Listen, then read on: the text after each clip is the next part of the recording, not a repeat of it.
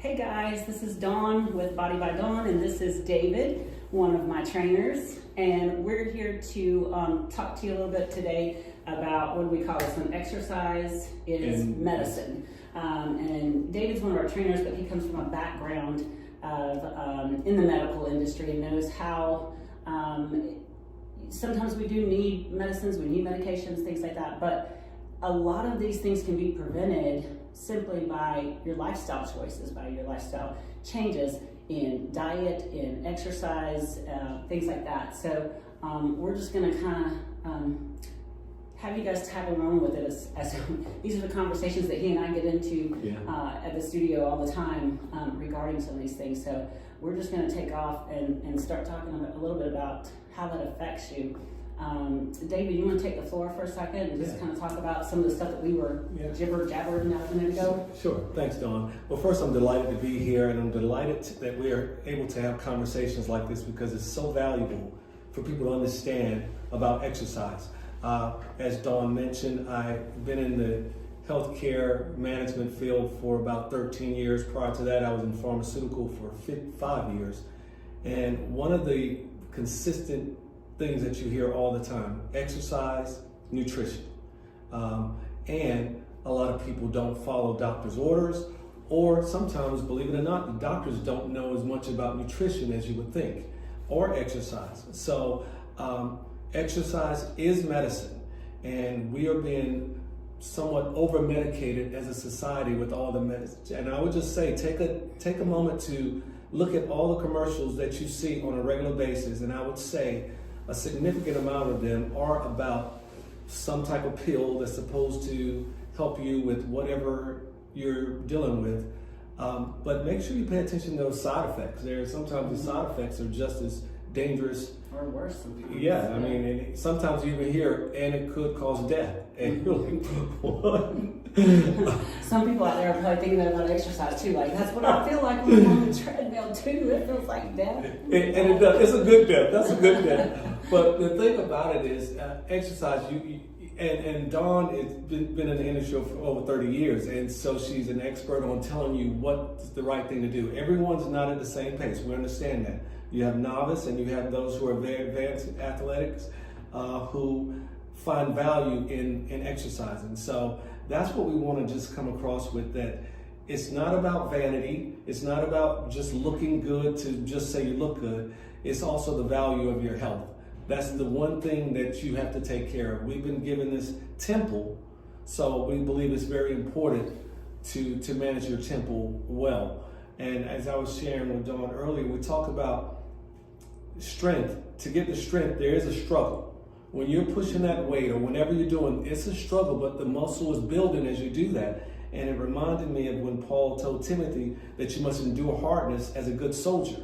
You have to be willing to go through, I don't want to say the pain, discomfort. Discomfort, yeah. In order to get to where you don't grow in the comfort zone. Right, exactly. There's no growth there. So you have to be willing to step outside of what you're normally doing. If in fact your results are not, if you're not where you want to be, you can't continue to do the same thing and expect different results. Right. So this is what Body by Dawn is about, and this is what we want to just bring to you. Yeah, mind, body, and soul. One of the things I was saying earlier was that I just posted a client of mine who's recently had rotator cuff surgery, and he's back dumbbell pressing 75-pound dumbbells, chest press. Yeah. And we didn't start there. He had the surgery 9 months ago, and of course, like as soon as he got released from the doctor, we started coming back, and we were taking the doctor's orders into consideration as well. It's not like we were going completely against them. When is he safe to lift? Sure. Knowing that this is a person that has already been lifting, he's already fit,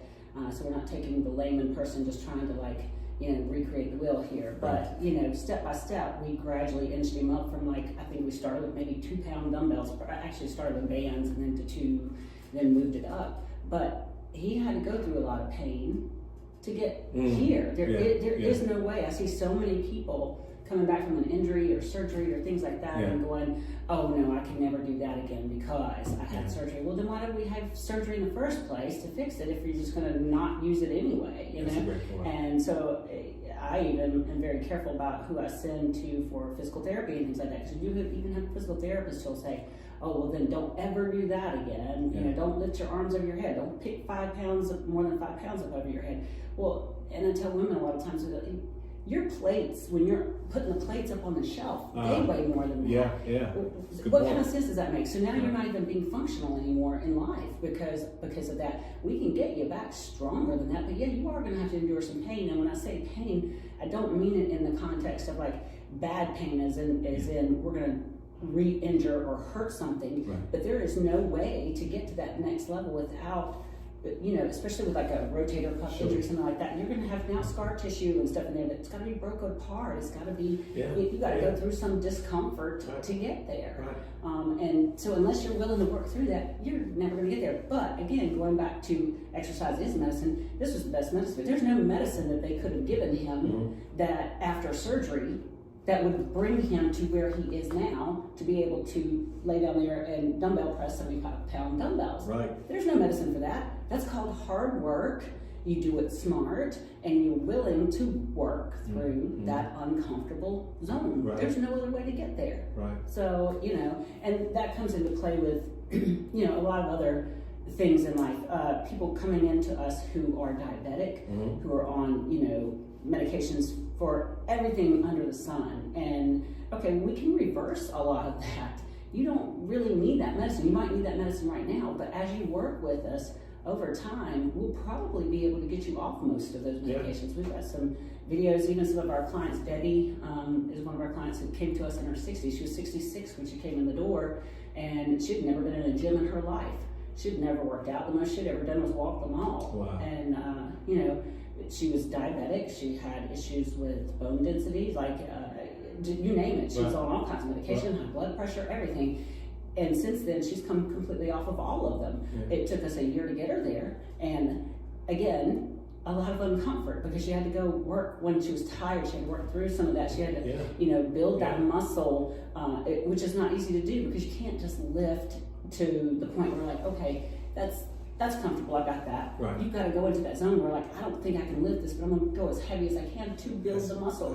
That anything that's put under stress like that is where you're going to get the better result. What is the saying about the diamond? You know, a diamond's only made from basically a piece of coal that we put up under pressure. It's never going to turn into that beautiful diamond if we're not putting it under pressure. It's the same thing, building muscle, anything else like that. And even building your willpower or your drive, if you will. It's going to be tested. You got to be willing to work through that and come out on the other side.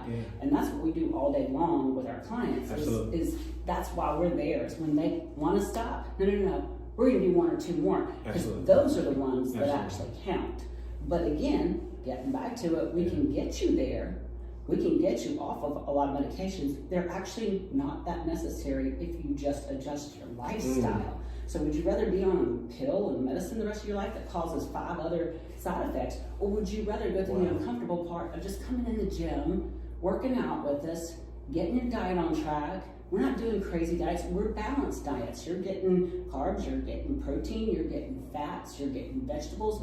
We're not stripping that. This isn't some like 2 shakes a day and a salad craziness. This is eating normal. And the interesting thing about it is sometimes people are so far out of bounds with what they perceive as normal when it comes to food, because we are so used to processed foods and garbage like that we get to a point where like just was talking with a friend, texting with a friend, and she was mentioning you know, how she's basically she was kind of being shamed for eating healthy and wanting to get a certain amount of protein in. And, oh, well, you didn't look healthy when you know, were training really hard or whatever. And I even tell the girls in my 8-week group, it's like people are going to say that you look unhealthy because they're not used to seeing you this way, and they're not used to really seeing what it looks like to look fit. We're not talking about skinny, we're talking about fit. But they see the changes in your body, and then the changes are just so overwhelming that to them that's like scary. That's a great point. And it's also a little intimidating for them. It's almost like they want to stop you because I don't think I'm willing to do that kind of work. So I'd rather, let me keep you down here with us where you're sick and unhealthy. But the processed foods and all that kind of stuff, that's what's keeping us unhealthy. And what they allow in our grocery stores here in the United States is beyond ridiculous, you know? Oh. And I know that you worked with some of the doctors in the area too, cardiovascular doctors and things, and I'm sure they've got a lot to say about it as well, you know? It's just really a shame where we've allowed things to get to. When you just mentioned that about the food, it made me think of the book of Daniel when they were in captivity and they said they had to eat the food that they want, and Daniel was like, no, can we have our own food and eat out? And they were healthier. They looked healthier than everyone else. And so you have to go the opposite of what most people are doing. And I would just like to say, when fitness, industry, business, whatever it is, you actually have to go a little bit harder to be better. And you just can't stay at status quo. And the only place, and I've said this somewhere, and I read it someplace, the only place you find success before work is in the dictionary. Mm-hmm. If you're not willing to put forth the work, why should you expect the reward? Yeah. You know, and that's, again, forget just fitness. Anything, put anything there. Whatever you do well, I'm pretty sure you did something that other people in that same industry didn't do. That's right.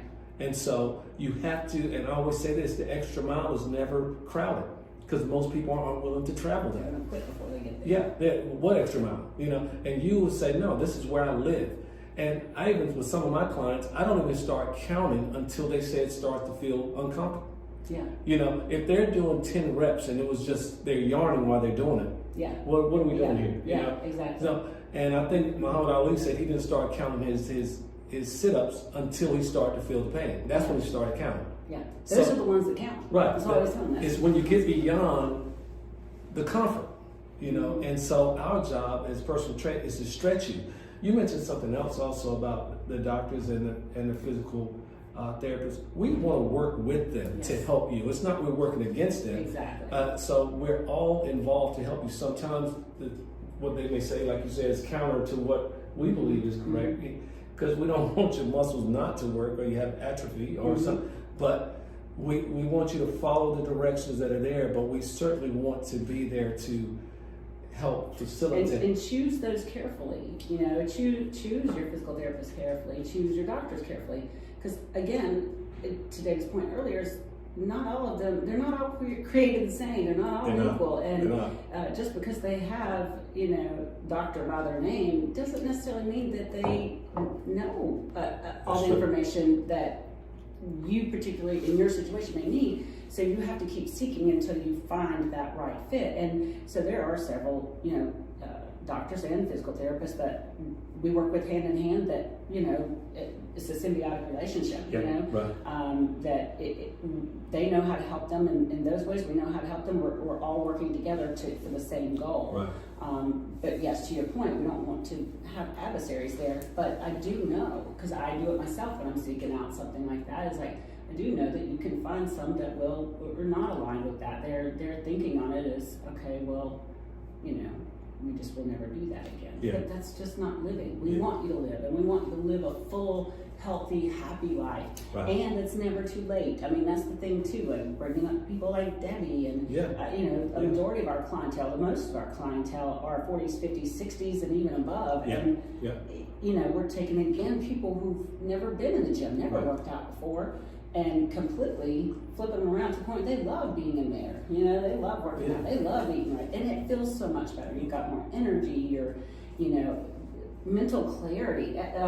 David had some of the stats earlier on. Do you have those up, David, about how that affects different comorbidities? Yeah, so this is from the Michigan Medicine, and it's talking about weighing in on the benefits. According to we call it EIM, that's exercise in medicine. And it says that regular physical activity can, 1, reduce mortality and the risk of recurrent breast cancer by approximately 50%. 2, reduce the risk of developing Alzheimer's disease by approximately 40%. Lower the risk of colon cancer by over 50%. Lower the risk of stroke by 27%. Lower the risk of developing type 2 diabetes by 50%. This is huge. So there's some things that are preventable, you know, just by you taking action to do it. Not taking the medicine, but you taking the action to get better and being it's better to be preventive than to be reactionary, you know, because that's going to cost more. Like I said, pharmaceutical is $1 billion industry because they're waiting for you to get overweight. They're waiting for you to do something. And it's like, we have something for you. Yeah. And then they're going to have something for the something that caused. Absolutely. So I'm chasing it. Yeah. So and it just it goes downhill from there. And so one of the things we hear a lot, some people, they don't know what to do when they come to the gym, or they have no idea what to do. This is what trainers are for, but don't be intimidated by anything. We're here to help with that. And I like to say we're going to be intentional, systematic, and in our approach to how we get you, and progressive, right? So two people can come in, we start them at totally different levels because of where they are. And it's always good to have a coach, you know, not only just in this, but in life, right? In some cases, or a mentor. And this is just a space. And also, we were talking about this. I don't want people to think we're being in shape for the vanity's sake, you know. Just this is how I look. That's a nice sidebar. But No, there are benefits to that, and we're saying you look at someone differently who walks in the room upright, straight, and just their posture alone speaks for them. They may not even have to say anything, but you're like, they're confident in themselves just by that, as opposed to someone who's slouching and whatever. I know people that have depression is related to how they look. So exercise has so many different effects. It is mental in the fact that you have to make up in your mind that you're willing to do it and be consistent about it. You can get one workout and it's like, wow, that was tough. That's a key point right there, is the consistency. The consistency is huge.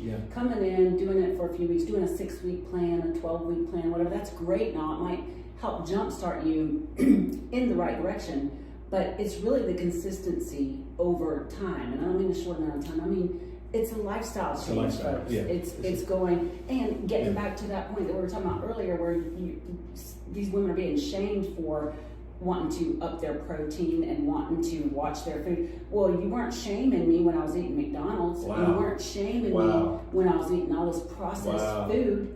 You were okay with me then, but as soon as I start like cleaning up my diet, drinking water, eating protein, eating my greens, now all of a sudden it's like, oh, that's not healthy.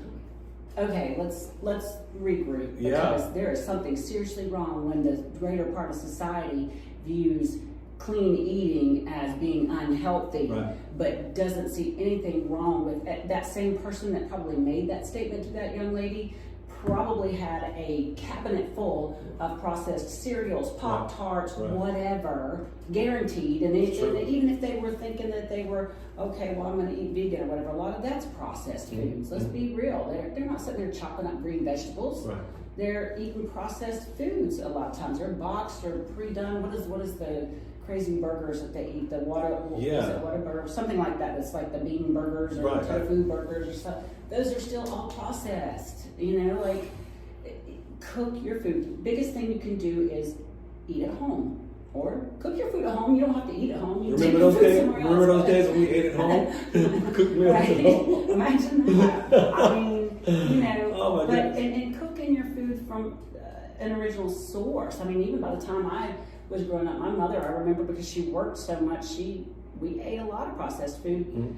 And I, for the longest time, thought that was cooking, because she would pull out, the big frozen trays of like turkey with the gravy and stuff. And she'd put it in the oven and cook it and open a can of green beans or something. Now, granted, my mother was a wonderful cook, and on Sundays, she threw down. But during the week, because she worked a full-time job, she'd come home from work, it's something like that. And this goes back to when I was a little kid, so we didn't even know that much about how processed foods and everything affected you back then. But I grew up thinking, when I got married, I remember fixing these things. And my husband at the time was like, you never cook. And I'm like, what are you talking about? I cook every night. I thought that was cooking. It was processed food. But to me, it was cooking because, well, I took it out of the freezer and I put it in the oven and I cooked it. Like, I literally couldn't. And that's kind of where society's at. Right? They just don't even get it. It's like, it doesn't make sense to them. Like, well, no, this is healthy food. And half the time they'll just read the box and go, well, it says it's green this, or healthy that, or low fat, blah, blah, blah. Whatever's on the front of the package, that's just marketing. That's all it is. So you look at the back and actually read your ingredients. Organic. Yeah. That's one of the biggest tricks, right? Oh my read goodness. what's in your food. Yeah. And if you can, just fix your food at home instead of buying a frozen dinner of turkey. Go buy some ground turkey, right. Cook it, you right. know, try to find clean sources like that as opposed to something that's already pre-cooked that we just heat up and call it cooking. Well, you bring a good point about cooking. My mother always cooked. I just didn't have the benefit of going out, you know, and going to go to a restaurant, and I mean, it was like a Christmas thing. Yeah, so it's special. Yeah, so you wanted to try it because you just wanted to see what it was about, but it wasn't better than what we were having at home. I don't remember anybody being sick in my family. Just no one was allergic to anything. Yeah. It was just, again, food is a medicine too. If you know, eating the right food. And I just remember just always having a meal, the greens, everything, and it was always something green. Yeah. You know, it was a corn or a starch and a meat. But balanced. It was balanced. And yeah, we've gotten away from that because we're in the society that we need it right now. Fast food is you can get it anywhere, and it's processing us to think that this is what we're supposed to have. This processed food. It's the new normal. It right? is. It's so normal that to actually sit down and cook is abnormal. Right. You know. And for somebody to sit there and say, I'm going to get X amount of protein and drink my water is so abnormal that other people are going to shame you for like, oh, that wasn't healthy of you. You're like, I am healthy. Yeah. And maybe when we train for a bodybuilding show for competition, we do take that kind of to an unhealthy level. I've never said that, you know, stepping on stage to train for competition is healthy. I've done it, but I've never fooled myself on that. I'm like, no, we take that to anything. We take it to an extreme. Right. That is the extreme, but that's not where we take our clients on the day to day. That's not where we live. Right. We live in this healthier zone. The problem with it is competition is over here. The average person that thinks that, you know, eating the processed food is okay, but what's in the middle is really the good stuff, and that's the problem that we've got in this particular young lady's instance. Is like she's just trying to get right here where in the middle where it's healthy. She did train for a show. She did compete. She did take that to that level, but we don't even stay there very long. We keep it there for a couple of weeks, bring it back, and then that's it. We're back to normal. But at the same point in time, it's just so far gone on the other direction that when people eat healthy and actually look healthy, it's so odd to people that they think that is what we talked about the other day, Overton's window, right? Like that window has moved so far to one side and done it so slowly over time that you don't even realize that window that you were looking at was on this side of the room, and now it's on this side of the room, because it's really that the standards changed, and they changed so slight over time that now what's bad, what's good you think is bad. And that's what happens over a period of time. But you said something that was just very valuable about going back to normal. After competing the way you compete, and you're not back over here on the opposite side where you're not doing anything, but the norm should be regular activity. Exactly. You know, doing something regular, because after you've tasted how good you feel, when that you're like, I've looked at pictures of me from just years ago, and I'm like, oh, can we believe it? And it's not that trust me, I'm still not where I want to be, but I'm better than I was, you know. But the norm now is I have to get 3 days in at least. And I'm doing a little running. Everyone doesn't have to run. Because my wife asked me, so what do you do with someone that's really big? I'm like, well, we start small. You know, we're not going to. But the bottom line is activity. Yes. You have to be active in something. Don't say until I figure out what to do, I'm not going to do anything. Right. I mean that. Or wait for that perfect day. That's the other thing is, I got to wait for this. Guys, let's just be real. Those are called excuses. I'm waiting for Monday. I'm waiting for the new year. I'm waiting for, I got to get my this right or my that right. Well, when this situation with my family changes or my finances, stop it. Those are just excuses. You're just putting that off. You heard it from her. It's true, because even if it's from a financial standpoint, okay, maybe you can't afford a personal trainer, but you can afford to take your little happy butt outside and go for a walk or a jog, and maybe work that walk up into a jog eventually and start really pushing that limit a little more, and not just walk your dog. Like, get uncomfortable, folks. Get uncomfortable. And yes, we need the activity. We need the movement. I was thinking that a minute ago when we were talking about the food. I'm like, one of the biggest things that's changed over time too is we don't move anymore as society as a whole. A lot of people have a desk job.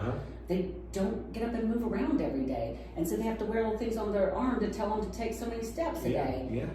That's kind of like, you go back years, that would be crazy to think that somebody needed to remind you to move your body. Right. But you do. We just get so stepping backwards into just sitting still all day. One of the doctors that I managed, he was in the New England area, and he went on a trip to Switzerland. And he said, David, everyone over there is healthy. They ride bikes. There were more bikes on the road than cars. And he's like, he comes back over here, and we're not as healthy. I don't want to say, but it was just, he noticed the difference right off the bat. You know, it's like they're healthy, they're moving, they're outside. I remember, you know, it was a treat to be outside. I mean, it was punishment to be in the house. Matter of fact, you were called grounded. You know? You were called grounded. You know, you mean I can't go anywhere? And now you can't even ground your kids like that. So like, okay, good, iPad. You're grounded. Okay, go look at my flat screen.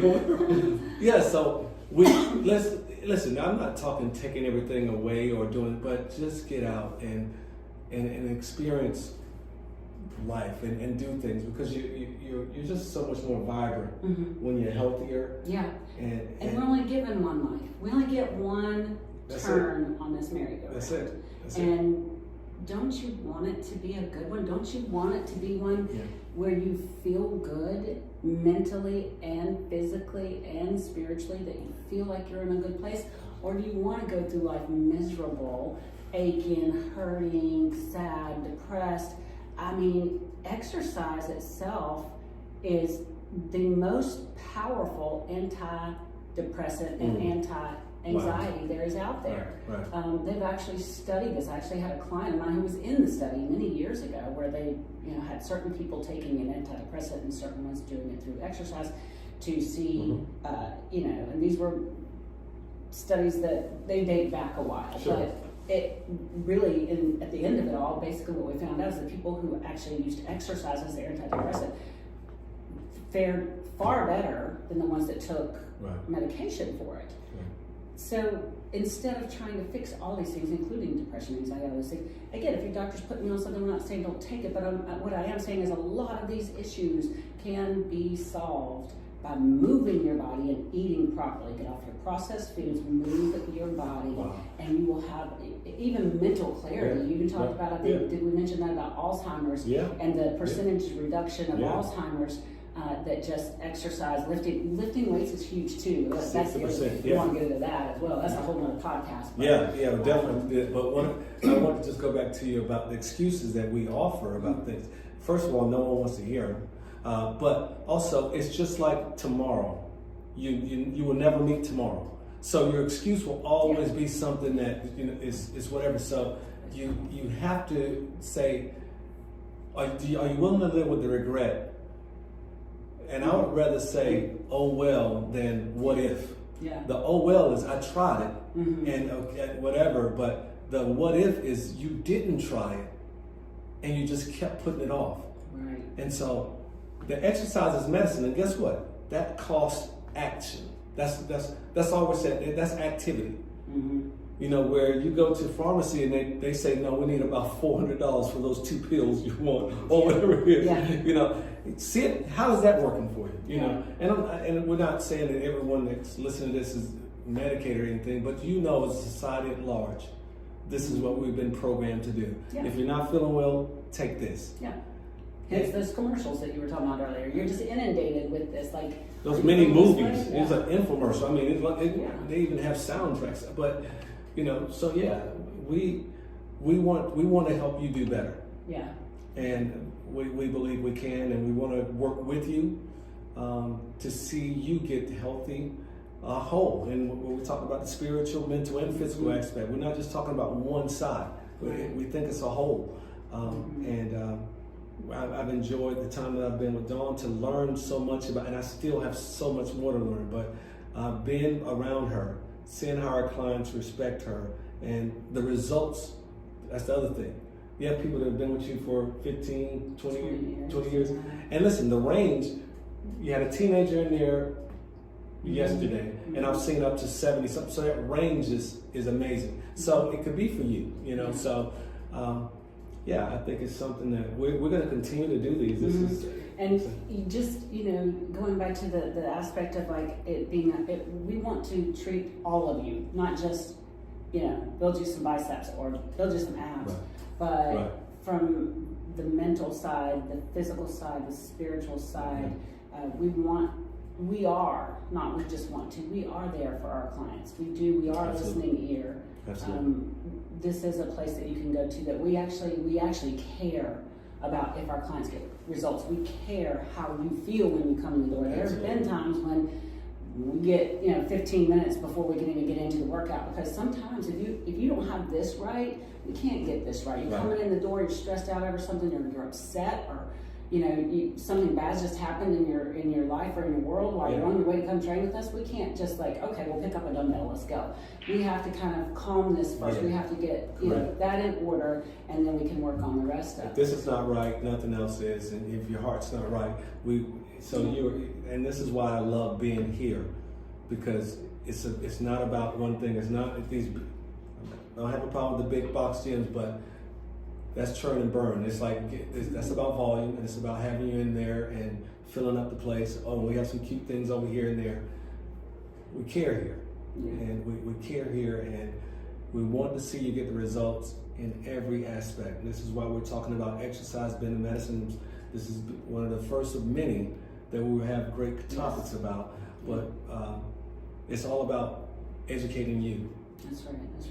So if you have any questions or comments on this, please feel free to comment on it or reach out to us. We do want to be there for you. We do want to help you, even if you're not members or clients of ours, but we would still love to talk to you. And if you're a healthcare provider, a physical therapist, chiropractor, nutritionist, blah, blah, blah, we would love to collaborate with you guys. And we'll also bring people onto the podcast and, let people ask questions. And we want to learn more too. So we would love to collaborate more with some of the other folks in the health industry as well. So we welcome you to reach out to us.